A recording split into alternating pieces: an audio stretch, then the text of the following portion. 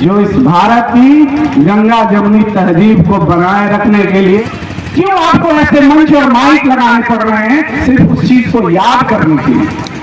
ये परिवार वाले उसी पे हंस रहे हैं और क्या कह रहे हैं, मूर्ख तरीके।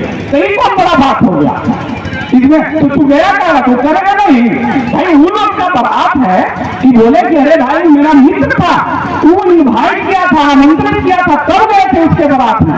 सकाता पूर्व तो ये कोई नया बात हुआ। इतना दिन से हम लोग सुनते आ रहे हैं गाली बात, कभी कुछ बोले तो क्या बोल रहा। तुम्हारे बाबा बाबा ये क्या बात हुई।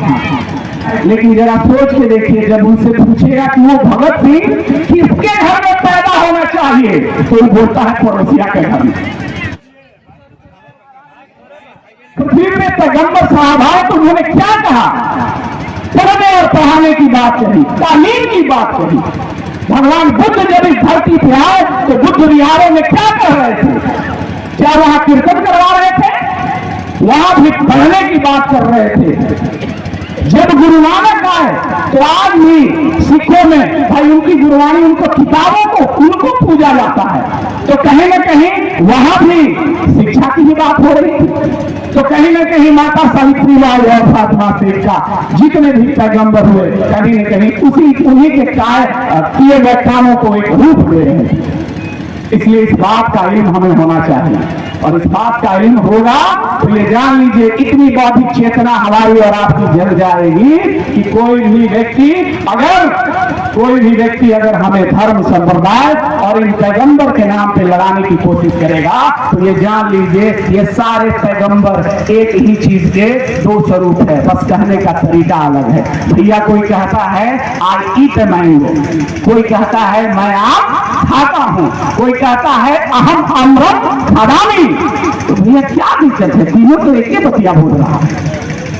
नया कहां बोला, लिटरेचर और स्क्रिप्ट में लिखेंगे तो उर्दू में भी लिखा जा सकता है मैं आम खाता हूं, फारसी में भी लिखा जा सकता है।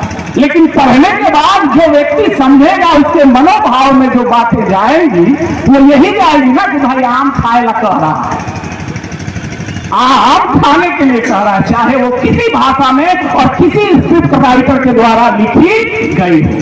और शायद भारत के इतिहास में जेम्स प्रिंसप ऑफ कनिंघम आए, उन्होंने खुदाई करके शायद ये लिखी गई कहानी को उकेर कर, शायद यही कुछ घटनाएं रही हों। मैं सर बता दूं आपको कि ये जो सम्राट अशोक क्लब का पहली दफा इम्प्लीमेंटेशन गोपालगंज की धरती पे माता फातिमा शेख का हम लोग कर रहे थे साथ में आयोजन, तो नाम नहीं लूंगा, एक पुलिस अधीक्षक थे, उनको हम लोग निमंत्रण दिए कि सर आप आ जाइए हमारे चीफ गेस्ट बन के।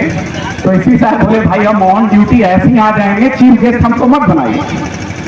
और जब वो पॉम्पलेट पोस्टर हमारा देखे तो उसमें देखे माता फातिमा शेख का, तो सर वो कॉल करके हमसे कह रहे हैं कि अरे भाई ये आप लोग एक नई माँ का जन्म लिए हैं आप लोग। बोले सर ये कौन है, माता फातिमा शेख के बाद। अब हो सकता है वो हमारा क्लास ले रहे हो या टीच कर रहे हो, तंग करने के ख्याल से वो हमको बोल रहे थे। भाई IPS पदाधिकारी हैं, तो हमने बोला कि सर माता फातिमा शेख के बारे में मुझे तो बहुत पता नहीं है, लेकिन माता सावित्री बाई फुले और बाबा ज्योतिराव फुले के बारे में मुझे पता है।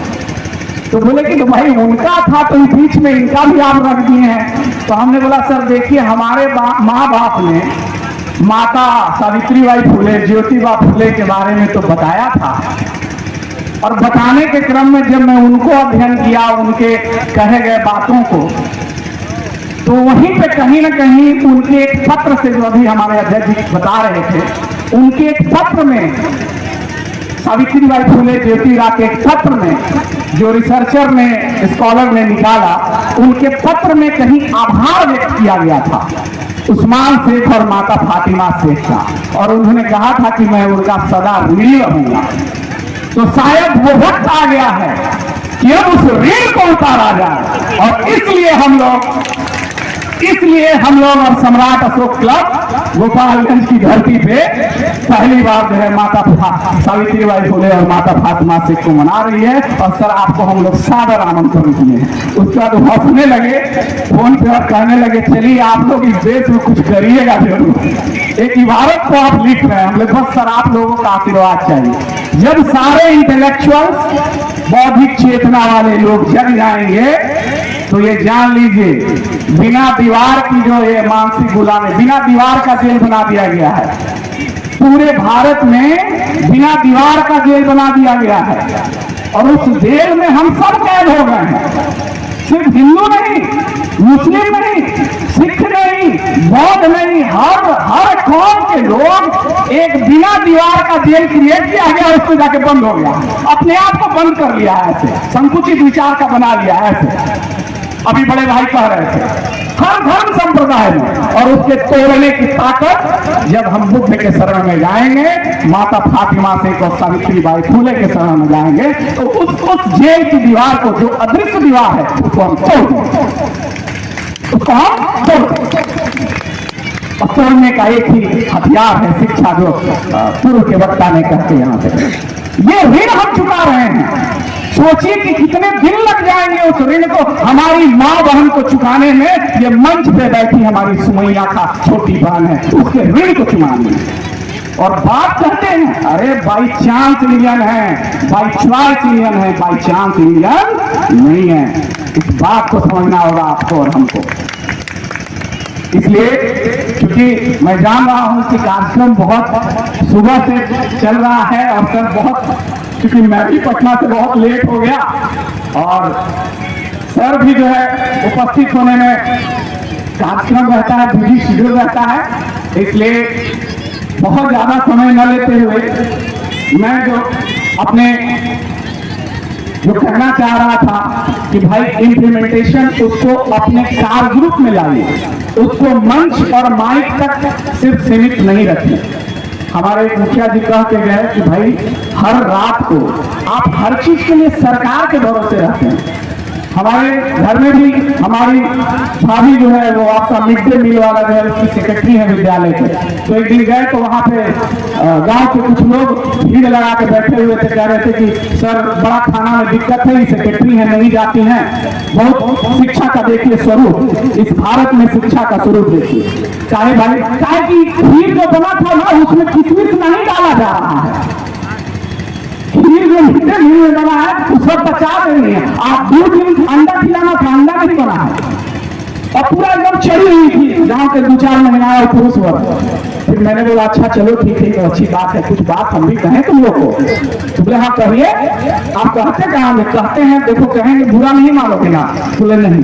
देखो अगर सरकार किशमिश वाला खीर प्रोवाइड कर रही है तो जरूर मिलना चाहिए, अंडा प्रोवाइड कर रही है तो जरूर मिल रहा है, या खीर अंडा के अलावा भी सरकार कुछ दे रही है कि नहीं दे रही है?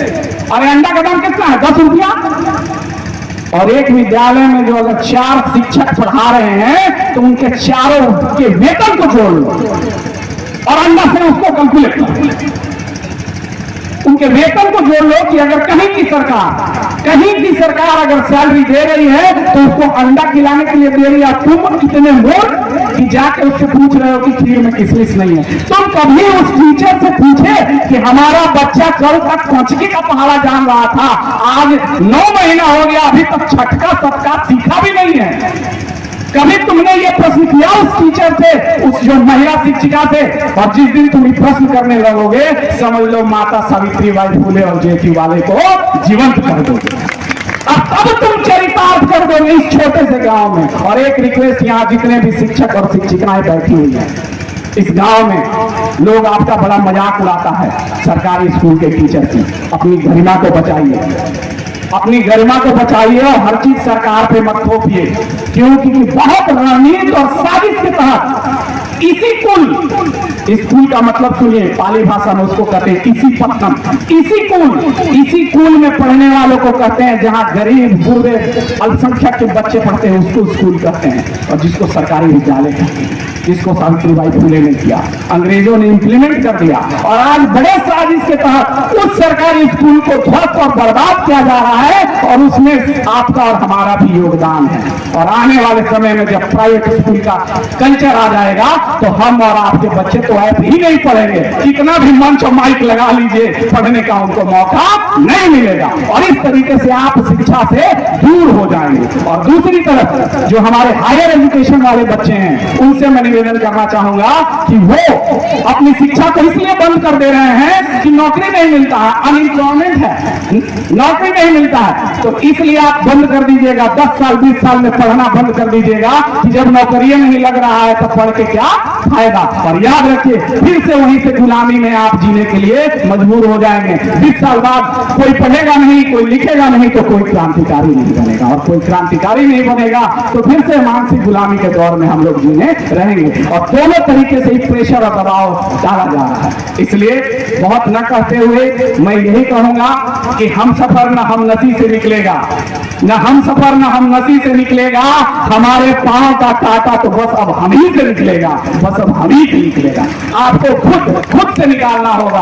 अत्त दीपो भव का जो है भगवान बुद्ध का संदेश, उसको सोचना समझना होगा। समय की पाबंदी है, इसलिए अब मैं अपनी वाणी को विराम दूंगा और फिर कभी हम लोग जो है मिलेंगे। और मैं चाहता हूं फिर से विशेष आभार सम्राट अशोक क्लब की कार्यकर्ताओं को, तो आप इसी तरीके से लगे रहिए। और एक निवेदन और है जो मेरे माध्यम से जो है कहा गया है, या मैं कह दूं, माननीय मंत्री जी यहाँ उपस्थित हैं, मेरा एक गर्वत निवेदन है कि जिस आदिवास की धरती पे ये जो सेमिनार, ये बौद्धिक चेतना बड़े बड़े शहरों में होना चाहिए, जो इस माटी में हो रही है, इस छोटे से गांव में हो रही है, और अनवरत 20, 25, 23 सालों से हो रही है। इसलिए यहाँ तक मैं भी आ रहा था तो मेरी गाड़ी भी फंस गई उस रास्ते में, और मेरा जो है आगे का बम्पर जो है समझ ही रहे हैं कबड़ गया। तो मैं निवेदन चाहूंगा सरकार से या जो भी यहाँ के प्रतिनिधि हैं कि कम से कम उस पद को जरूर आप लोग ठीक कर लीजिए, ताकि अगली बार पटना से कोई स्कॉलर को हम लेकर आए तो ये समस्या न हो। बस इन्हीं चंद बातों के साथ मैं अपनी वाणी को विराम दूंगा। और सजग बने, एक बने, नेक बने, सजग भारत, श्रेष्ठ भारत, अतुल्य भारत, जय भारत। सम्मान करें सभी का। धन्य भाग्य हो गई कैमूर में मौलगढ़ हिजाज की धरती, जो ऐसे विद्वान। चैनल को मजबूत करने के लिए सब्सक्राइब कीजिए और वीडियो को लाइक शेयर अवश्य कीजिए।